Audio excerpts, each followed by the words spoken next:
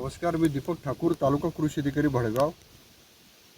भडगाव तालुक्यामध्ये दिनांक 30 आणि 31 या 2 दिवसामध्ये जो काही अतिवृष्टी झाली, मोठ्या प्रमाणात पाऊस आला, त्यामध्ये आजच मी सकाळी शिवणी, खेडगाव, बातसर आणि पिचर्डे या गावांची पाहणी करत आहे. तर जवळपास जुन्या लोकांचंही म्हणणं आहे की जवळपास 70 वर्षापासून असा पाऊस किंवा असं नाला फुटून शेतातनं वाहून जाणार पाणी आम्ही कुठे पाहिलं नाही. यामध्ये पिकांचं तर नुकसान झालं आहे, पण शेतकऱ्यांचं जास्त करून नुकसान जमिनी खरडून गेल्या त्याचं मोठं नुकसान झालेलं आहे. आणि एक लेअर जमीन म्हणजे 1 सेंटीमीटर जमीन उपजाऊ जमीन तयार व्हायला हजारो वर्षे लागतात. त्यामुळे शेतकऱ्यांचं मोठं नुकसान आहे आणि शासनाचे आदेश आहेत की जिथं नुकसान आहे त्यांचे त्वरित पंचनामे करावे, असं तहसील प्रशासनाने सुद्धा कळवलं आहे. त्यामुळे या 2 दिवसामध्ये आमचे जे क्षेत्रीय अधिकारी कर्मचारी ते सर्वत्र फिरून पंचनामे करतील. नमस्कार, मी योगेश पाटील, ग्राम महसूल अधिकारी पिचर्डे बातसर. आज आमच्यासोबत श्रीमान ठाकूर साहेब आहेत आणि सर्व शेतकरी आहेत. आम्ही नुकसानग्रस्त भागाची पाहणी करतोय. लवकरच सर्व पंचनामे आम्ही युद्ध पातळीवर पूर्ण करण्याची तजवीज ठेवत आहोत. कृपया कोणीही शेतकऱ्यांनी काळजी करू नये अथवा घाबरून जाऊ नये. सर्व नुकसानग्रस्त शेतकऱ्यांचे पूर्ण आमच्या मार्फत पूर्ण करायचे. धन्यवाद. मी विनोद हेमराज बोरसे, पिचर्डे. आज आपल्या बाधित क्षेत्राला भेट देण्यासाठी आपले तालुका कृषी अधिकारी ठाकूर साहेब इथं आलेले आहेत.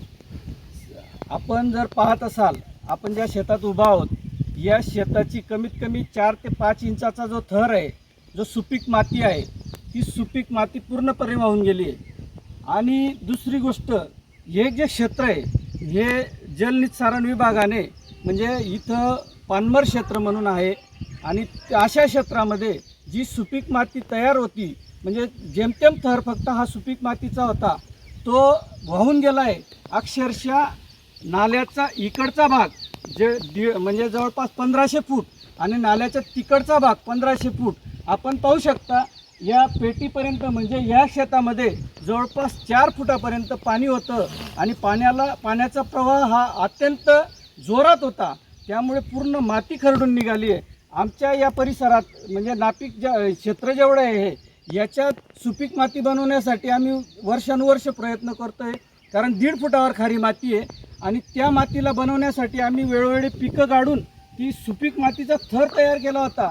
मला तर असं वाटतं की आम्हाला 10 वर्षापर्यंत हा फटकास किती दिवस सहन करावा लागतो हे आम्हालाही माहीत नाही. परंतु आम्ही या जमिनीचा जो खरडलेला भाग आहे याला शासनाने म्हणजे शेतकऱ्याला भरीव अशी मदत करावी. आणि विशेष बाब म्हणून हा जवळपास खेडगावपासून बातसरपासून जवळपास 5 ते 7 किलोमीटरचा पट्टा अशा पद्धतीने खरडलेला आहे. याला आपत्ती व्यवस्थापनाने पण विशेष लक्ष देऊन, प्रशासनाने पण विशेष लक्ष देऊन याला विशेष बाब म्हणून काहीतरी या जमीन दुरुस्त करण्यासाठी विशेष असं पॅकेज जाहीर करावं अशी मी शासनाला देखील विनंती करतो. आणि आपल्याबरोबर तालुका कृषी अधिकारी आहेत, त्यांनीसुद्धा या गोष्टीचा पाठपुरावा शासनाकडे करावा अशी त्यांना देखील विनंती करतो. थांबतो. धन्यवाद. नमस्कार, माझं नाव किशोर सोनवणे. आज जी काल अतिवृष्टी आणि पाण्याचा जो काही फार मोठा लोटा त्या ठिकाणी या नाल्यातून आला आणि त्याचं पर्यावसन अतिशय रौद्ररूप त्या पावसाने घेतलेलं आहे. आपण ज्या क्षेत्रामध्ये आज उभे आहोत तिथून कमीत कमी सरांनी सांगितल्यानुसार 4-5 इंच थर मातीचा हा अक्षरशः वाहून गेलेला आहे. पीक येण्याची शक्यता नाहीच आहे, पण जी माती सरांनी सांगितली की ती माती तयार व्हायला जे काही 10-15 वर्ष लागतील तोपर्यंत शेतकऱ्यांसाठी तो काळ अतिशय बिकट असणार आहे. म्हणून आज तालुका कृषी अधिकारी, आमचे महसूल विभागाचे सह अधिकारी, आमचे तलाठी आप्पा या सर्वांनी तात्काळ या ठिकाणी जमिनीची पाहणी केलेली आहे आणि हे अहवाल ते असाचा असा वर पाठवतील. शासनाला आमची विनंती असणार आहे की आपण शेतकऱ्यांसाठी काहीतरी ते उभे राहतील या संकटातून, अशा काहीतरी त्यांना भरीव मदत त्यांनी करावी एवढीच त्यांना विनंती करू शकतो. कारण की हे जे संकट आज दिसतं हे अतिशय भयानक आहे. पाण्याचा जो काही प्रवाह अतिशय रौद्ररूपाने धारण केलेलं होतं आणि पर्यायी निस्सारण त्याचा जो काही नाला आहे त्याचा जो प्रवाह आहे त्याचं निस्सारण हे जसं अगोदरपासून नीट होतं तसंच झालं पाहिजे. त्यासाठी विशेष त्यांनी मोहीम हाती घेतली पाहिजे एवढी विनंती मी संपूर्ण पिचर्डे ग्रामवासी आणि हा जो नाल्याचा दोन्हीकडचा पट्टा आहे त्याच्या वतीने मी करू शकतो. पुढे नाल्याच्या बाजूला जे काही दोन्ही थडीवरती काही क्षेत्र आहेत तिथं अक्षरशः ते थड्या पूर्ण जवळपास 15-15 फूट आत सगळ्या ह्याच्यात तुटलेल्या आहेत.